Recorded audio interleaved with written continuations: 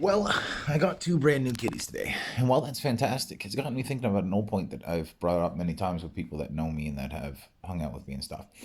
And it sometimes cripples whole people's souls to realize this fact. And so I got these two new brand new kitties, and they're walking around. They're trying to figure out their way around life right now and where stuff is and how to function. And I was happy. I was genuinely happy. I was enjoying myself. I was enjoying my cat's company. You can hear them meowing. So my happiness was probably an 8 out of 10, which is pretty good for me because I generally don't get that high because of depression and bipolar and a bunch of other different diagnoses and labels that they've given me to describe my mood on a general day. Um, so I was an 8. And then I started getting bored and it went down to a 7. And people might wake up in the morning and think, God damn it, it's another day. I have to get up. I have to get ready for work. I have to deal with my kids or my partner's kids or whatever. And they might start the day off at a 5. Something good might happen at work and they might go to an 8 probably. Most rational people would never say that they're on a 10 out of 10 on the happiness scale. Some people, if they're drinking or otherwise out of their mind, they might say they're at 11 out of 10 or 12 out of 10. But truth be told, they're never quite at a 10. And the way that it looks is like a quadratic equation or like a tangential line. Not tangential, it's one of them anyway. It's a function of infinity and infinitesimal. So the closer you get to 10, the harder it is to get any more happy, and nobody ever really reaches a 10. And if you think about it, no matter how happy you've been at the happiest moment in your entire life, it's all relative on a scale of 1 to 10 or whatever scale you're using, blue to America. And you never quite reach that apex level of happiness and joy and contentment in your heart. And why is that? And more problematic is the fact that no matter how happy you are, even on your happiest day, in your happiest moment, your wedding, your promotion, graduating, your happiest moment is eclipsed by somebody else's happiest moment. Somebody that's maybe modified their thoughts with drugs, or maybe they've come to a realization that makes only sense to them, and they find that kind of contentment that nobody else is able to find. Or maybe just a regular average Joe person in another country where there's billions of other people that are also way more happier than you've been at your happiest moment at any point in time. At any point in time, there's somebody happier than you, which kind of puts it into perspective and makes you think that, well, if I'm never truly happy, then why am I always trying to become more happy? Why am I always buying that new pair of shoes? Or why am I always buying that new computer? Or why am I always toiling in my day to day life to accumulate more wealth and hopefully get a new car or a new house or provide for my family better than I am now and become that ultimate provider and kind of get a serotonin and dopamine release from that? Why are we always striving to extract happiness? And the answer is really, really simple. And it kind of goes back to the times when the church had the tithe, and the priests would come up to you and say, "Hey, I'll guarantee you less of a time in purgatory if you give me all of your material wealth."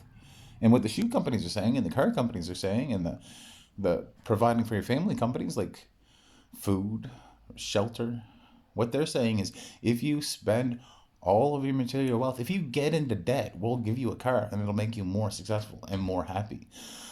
And we strive for that. We accept that and we move further and further into debt and further into to slavery for a wage job so that we can derive more happiness for ourselves and become closer to that, infinitesimally closer, like one tiny indistinguishable step closer to happiness that is bogus because somebody out there in the world that's living with far less and spending far less and achieving far less is actually always going to be happier than you.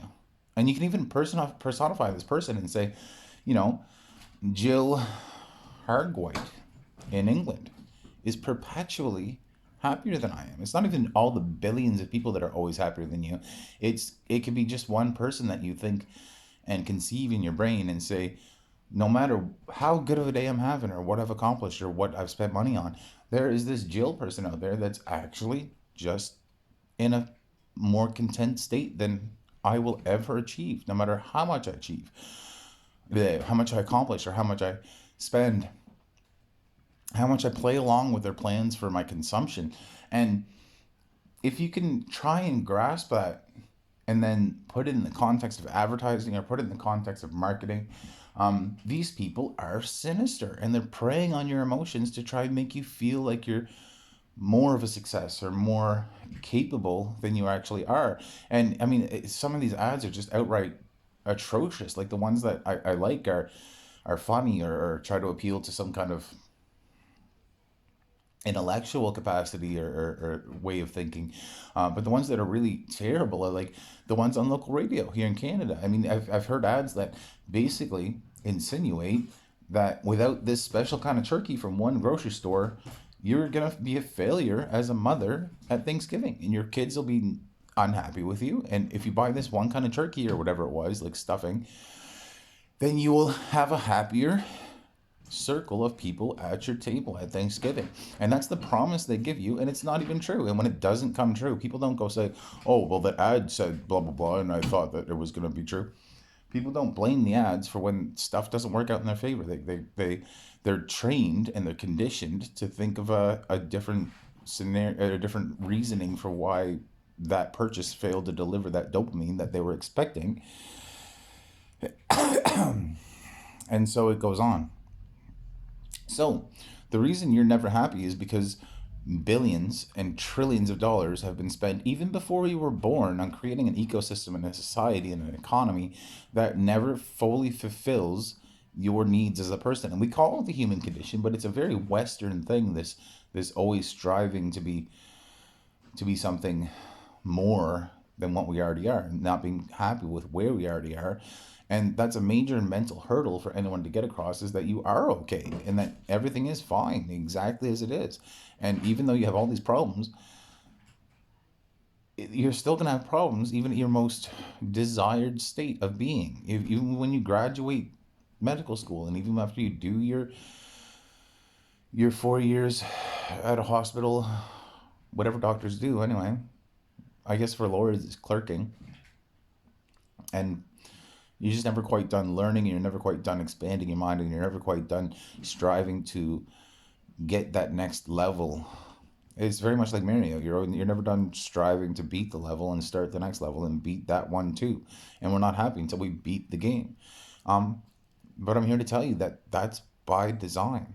That's to keep you spending money and to keep you getting into debt and to keep you slaving for labor wages rather than doing your own thing and becoming actually successful or unlocking your true potential, because they don't want you to unlock your true potential. They want you to be subservient and be.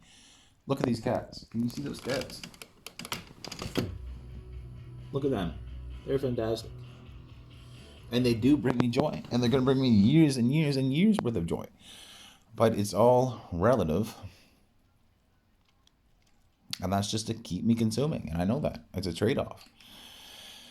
But as a warning for you guys, try to be happy with what you have. Be content with what you're given and where you stand. And you will have a more fulfilled and content life through that. And don't play into the advertisements and the marketing that try to bend your emotions or sway your sensibilities or even make you act irrationally out of fear. That's the worst one. All these ads for COVID masks that are bought for 12 cents on the unit overseas that people are selling for $5 just because people are afraid to not have a mask, and it's created a whole economy of people scamming people and nobody realizing it. But that's basically the message that I had for you today. Yep.